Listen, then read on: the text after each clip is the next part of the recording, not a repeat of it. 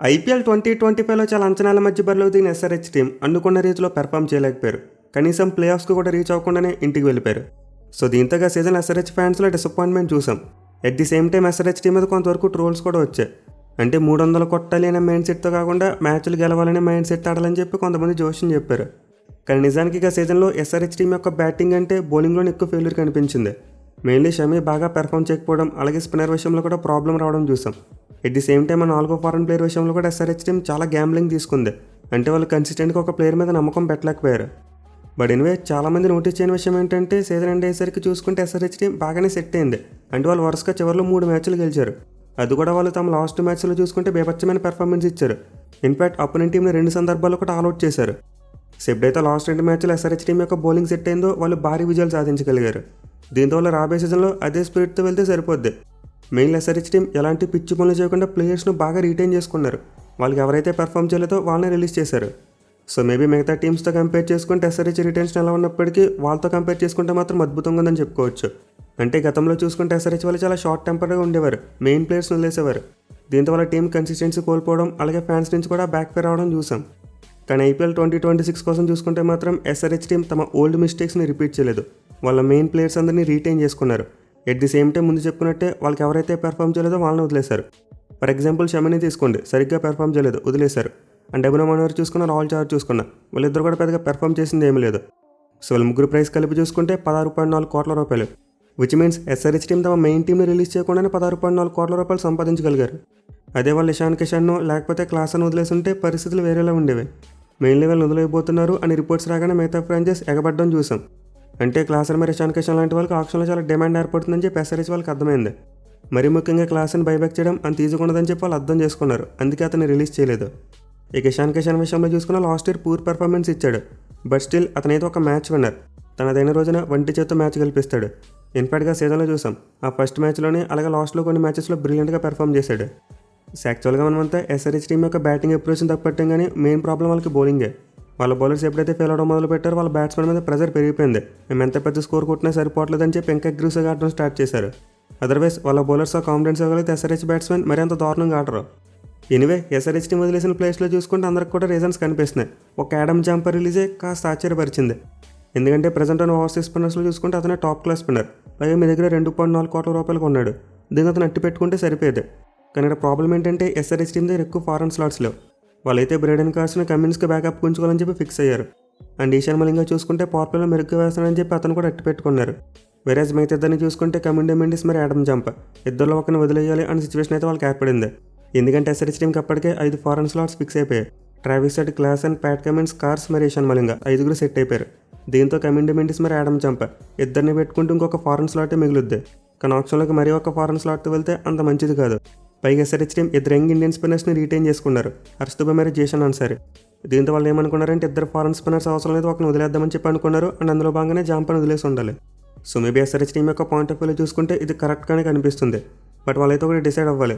అదేంటంటే వాళ్ళు ఖచ్చితంగా ఆప్షన్లో ఒక ఇండియన్ స్పిన్నర్ని కొనుక్కోవాలి. అదర్వైజ్ యాడమ్ జాంపర్ వదిలేయడం ఒక బిగ్గెస్ట్ డిజాస్టర్గా మారిపోద్ది. సో ప్రస్తుతానికి ఎస్ఆర్హెచ్ స్క్వాడ్లో చూసుకుంటే 15 మంది ప్లేయర్స్ ఉన్నారు. అండ్ వీళ్ళు 9 మంది ఇండియన్స్ అయితే 6 ఫారెన్ ప్లేయర్స్.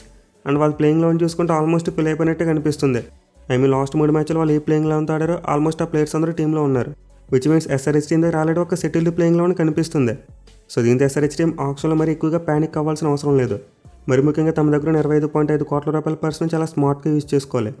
సో ఇప్పుడైతే మనం ఎస్ఆర్హెచ్ దగ్గర ఉన్న స్క్వాడ్తో ఒక ప్లేయింగ్ లెవెన్ తయారు చేద్దాం. అండ్ దెన్ వాళ్ళకుండా గ్యాప్స్ పెట్టి ఆప్షన్లో ఏ ప్లేస్ని టార్గెట్ చేస్తే బాగుంటుందో డిస్కస్ చేసుకుందాం. ముందు ఓపెనర్స్ విషయానికి వస్తే నో బ్రెయినర్. మరోసారి ట్రావిస్ హెడ్ మరి అభిషేక్ శర్మ ఇద్దరు ఖచ్చితంగా ఓపెనర్స్కి ఆడతారు. అండ్ నెంబర్ 3 స్పాట్ చూసుకున్న పెద్దగా సమస్యలు ఏమీ లేవు. మరోసారి ఇషాన్ కిషన్ కంటిన్యూ అవుతాడు. ఇక తర్వాత మిడిల్ ఆర్డర్లో చూసుకుంటే నెంబర్ 4లో క్లాసన్ ఆడడానికి ఎక్కువ అవకాశాలు ఉంటాయి. ఎందుకంటే క్లాసన్ మోర్ దాన్ ఫినిషర్. అతను ఎన్ని ఎక్కువ బాల్స్ ఆడితే టీంకి అంతలా యూజ్ అవుద్ది. అలా కాకుండా అతను ప్యూర్ ఫినిషర్గా ఆడిస్తాం, లాస్ట్ 5 ఓవర్స్లో ఆడిస్తామంటే అదంతా వర్కౌట్ అవ్వదు. మెయిన్ అతను పెట్టిన ప్రైస్ చూడండి, 23 కోట్ల రూపాయలు. సో అలాంటి విలువైన ప్లేయర్ ఎన్ని ఎక్కువ బాల్స్ ఆడితే అంత మంచిదే. మెయిన్లీ క్లాసన్కి ఇంపెకబుల్ స్ట్రెంత్, మిడిల్ ఓవర్స్లో స్పిన్నర్స్ని అద్భుతంగా కౌంటర్ చేస్తాడు. ఇంకా ఎస్ఆర్హెచ్ లైనప్లో ఏ బ్యాట్స్మెన్ కూడా క్లాసన్ ఆడేంత అద్భుతంగా స్పిన్నర్స్ని ఆడలేరు. సో దీంతో SRH team definitely Klaasen number 4లో ఆడించాలి. ఇక తర్వాత చూసుకుంటే నెంబర్ 5 అండ్ నెంబర్ 6లో యంగ్స్టర్స్ ఆడతారు. నితీష్ కుమార్ రెడ్డి అలాగే అనికేత్ వర్మ వీళ్ళిద్దరు ఆడేందుకు ఎక్కువ అవకాశాలు ఉంటాయి. సో వీళ్ళైతే అనికేత్ సీజన్లో చాలా మంచిగా పెర్ఫామ్ చేశాడు. వేరే ఎన్కేఆర్ చూసుకుంటే ఒక ఫర్గెటబుల్ సీజన్ అని చెప్పుకోవచ్చు. అయితే వీళ్ళిద్దరూ తమ పొటెన్షియల్కి తగ్గట్టు ఆడితే ఖచ్చితంగా ఎస్ఆర్హెచ్ టీంకి చాలా అంటే చాలా ప్లస్ అవుద్ది. మరి ముఖ్యంగా వీళ్ళిద్దరూ బాగా పెర్ఫామ్ చేస్తే ఎస్ఆర్హెచ్ టీం వాళ్ళ బౌలింగ్ మీద ఎక్కువ కాన్సన్ట్రేట్ పెడతారు. సో టాప్ 6 వరకు చూసుకుంటే ఎస్ఆర్హెచ్ బ్యాటింగ్ చాలా బలంగా కనిపిస్తుంది. వాళ్ళ దగ్గర టాప్ క్లాస్ ప్లేయర్స్ ఉన్నారు. అయితే నెంబర్ 7 స్పాట్ విషయానికి వస్తేనే కన్ఫ్యూజన్ ఉంది. ఎందుకంటే ఇక సీజన్లో ఈ పొజిషన్లో కమిన్ డిమెండిస్ మరి అభినవ్ మనోహర్ ఇద్దరిని రొటేట్ చేశారు. బట్ ఇద్దరు కూడా అనుకున్న స్థాయిలో పెర్ఫామ్ చేయలేకపోయారు. దీంతో నెంబర్ 7 స్పాట్ విషయంలో ఖచ్చితంగా ఎస్ఆర్హెచ్ టీంకి డౌట్ ఉంటుంది. ఇన్ఫాక్ట్ కావాలనుకుంటే బ్రేడెన్ కార్స్ని కూడా ఆడించుకోవచ్చు. బట్ స్టిల్ కమిన్ డిమెండిస్ మరి బ్రేడెన్ కార్స్ వీళ్ళిద్దరూ మోస్ట్లీ బ్యాకప్ ప్లేయర్స్ లాంటి వాళ్ళే. అంటే మీకు షూర్ షాట్గా 14 మ్యాచ్లు ఆడగలరు అనే నమ్మకాన్ని కలిగించలేరు. సో దీంతో ఎస్ఆర్హెచ్ టీం ఈ నెంబర్ 7 స్పాట్ కోసం వేరే ప్లేయర్ని ట్రై చేయడానికి చూస్తారు. ఇక తర్వాత బౌలింగ్ యూనిట్ విషయానికి వస్తే ప్యాట్ కమిన్స్ మరి హర్షల్ పటేల్ ఇద్దరు మెయిన్ పేస్ బౌలర్స్ ఉంటారు. అండ్ దెన్ ఒక స్పిన్నర్గా చూసుకుంటే హర్ష్ దూబల్ అయితే చేసినా సరే ఇద్దరులో ఖచ్చితంగా ఒకరిని ఆడించాలి.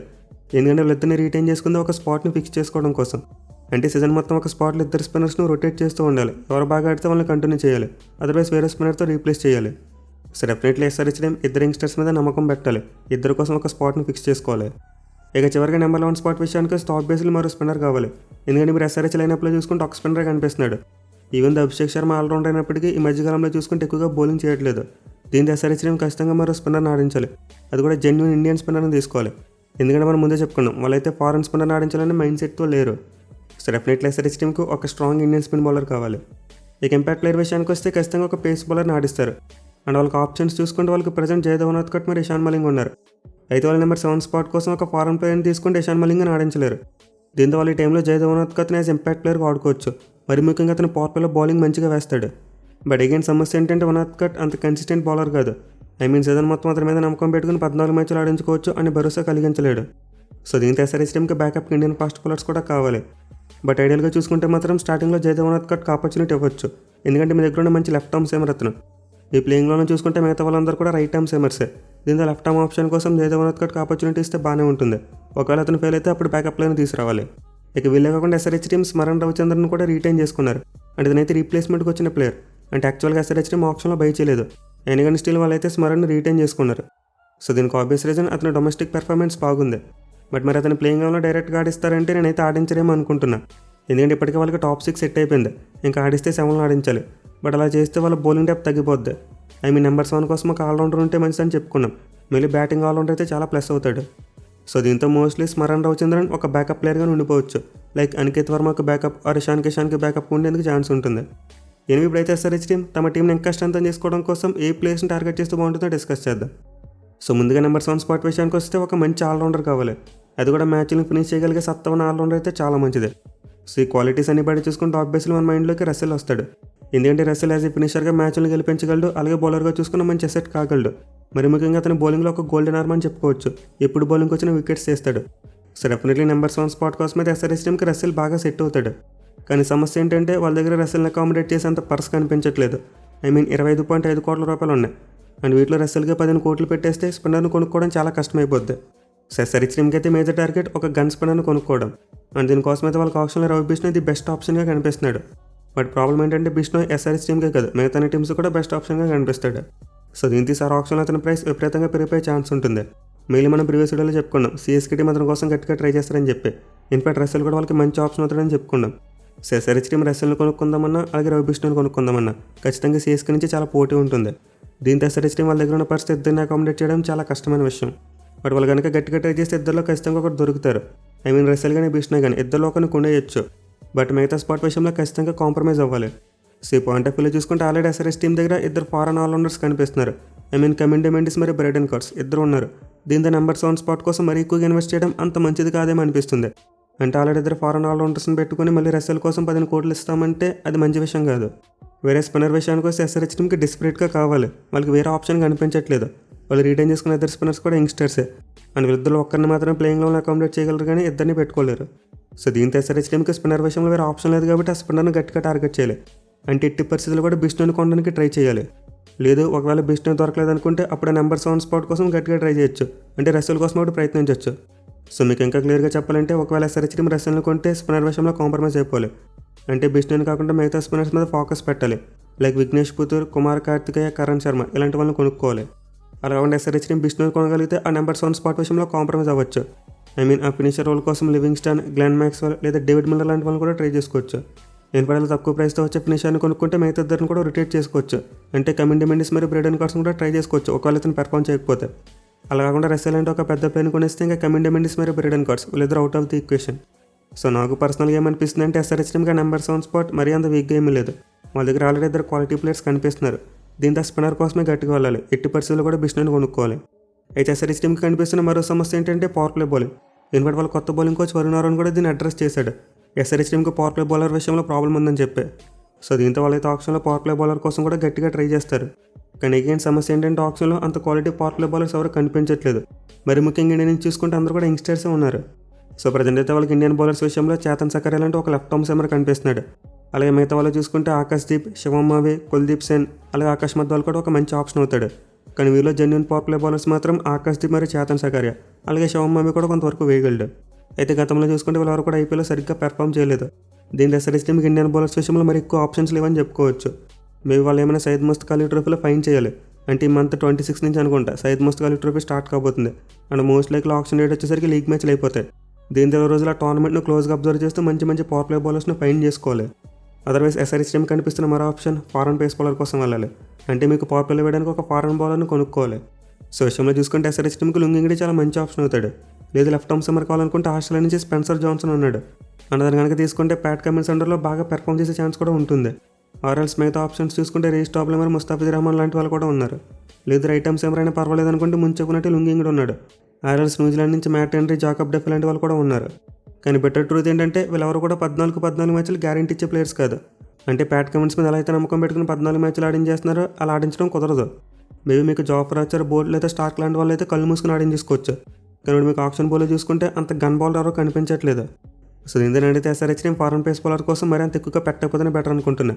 అంటే మోస్ట్లీ బేస్ ప్రైస్కి వచ్చే ప్లేస్ని కొనుక్కుంటే బెటర్, కానీ ఒక 8 కోట్లు పెట్టుకున్నా వేస్టే. ఎందుకంటే మీరు 4th ఫారెన్ ప్లేయర్ విషయంలో ఆల్రెడీ నెంబర్ 7 స్పాట్ని కేటాయించుకున్నారు. ఒకవేళ స్పాట్లో ఎవరైనా ప్యూర్ ఇండియన్ ఫినిషర్ ఆడించాలనుకుంటే అప్పుడు ఫారెన్ పేస్ బౌలర్ కోసం వెళ్ళాలి. అదర్వైజ్ ఫారెన్ పేస్ బౌలర్ని ఎక్కువ పెట్టుకున్నా సరే బెంచ్ మీద కూర్చోబెట్టడం తప్ప ఏం చేయలేం. సో ఎందుకంటే ఎస్ఆర్హెచ్ టీమ్ కన్నా బెస్ట్ ఆప్షన్ ఏంటంటే ఇండియన్ ఫాస్ట్ బౌలర్ కోసమే వెళ్ళాలి.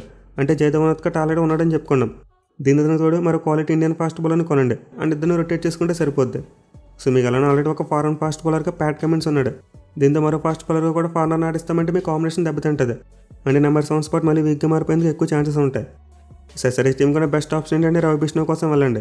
అండ్ దాని మిగతా డబ్బులతో నెంబర్ 7 స్పాట్ కోసం ఒక మిడ్ రేంజ్ ఆల్రౌండర్ని కొనండి.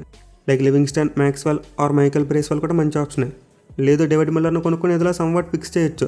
మళ్ళీ లెఫ్ట్ హ్యాండర్ అయితే మంచి హ్యాండీగా మారుతాడు. ఎందుకంటే ఎస్ఆర్హెచ్ మిడిల్ ఆర్డర్లు అందరూ కూడా రైట్ హ్యాండర్సే కనిపిస్తున్నారు. ఇక మిగతా డబ్బులతో ఆబ్వియస్లీ ఇండియన్ ఫాస్ట్ బౌలర్స్ కోసం వెళ్ళాలి. బట్ అఫ్కోర్స్ ఒక ఫారెన్ స్పాట్ కూడా ఖాళీగా ఉంటుంది అండ్ దానికోసం మోస్ట్ లైక్లీ ఫారెన్ బౌలర్ని కొనుక్కోవచ్చు. కానీ నా పాయింట్ ఏంటంటే ఆల్రెడీ ఎస్ఆర్హెచ్ టీమ్ దగ్గర 2 ఫారెన్ బౌలర్స్ కనిపిస్తున్నారు. బ్రెడన్ కార్డ్స్ మరి రేషన్ మాలింగానే రిటైన్ చేసుకున్నారు. దీంతో మళ్ళీ 3వ ఫారెన్ పేస్ బౌలర్ని కొనుక్కోవడం అంత లాజికల్గా అనిపించట్లేదు. మేబీ ట్రావిస్ హెడ్ మరి క్లాస్ లాంటి వాళ్ళకి ఒక బ్యాకప్ ప్లేయర్ని కొనండి.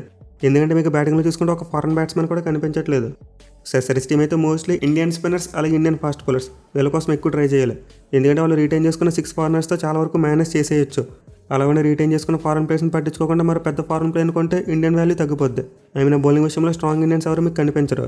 సో నాకైతే ఆప్షన్ కోసం ఎస్ఆర్హెచ్ యొక్క స్ట్రాటజీ అలా ఉంటే బాగుంటుందేమో అనిపిస్తుంది. మరి మీరు ఎస్ఆర్హెచ్ టీమ్ యొక్క ఆప్షన్ స్ట్రాటజీ అలా ఉంటే బాగుంటుంది అనుకుంటున్నారు కింద కామెంట్ చేయండి. అలాగే వీడియో నచ్చినట్లయితే ఖచ్చితంగా లైక్ చేసి మీ ఫ్రెండ్స్ అందరికీ షేర్ చేయండి. Thank you for watching. Have a nice day.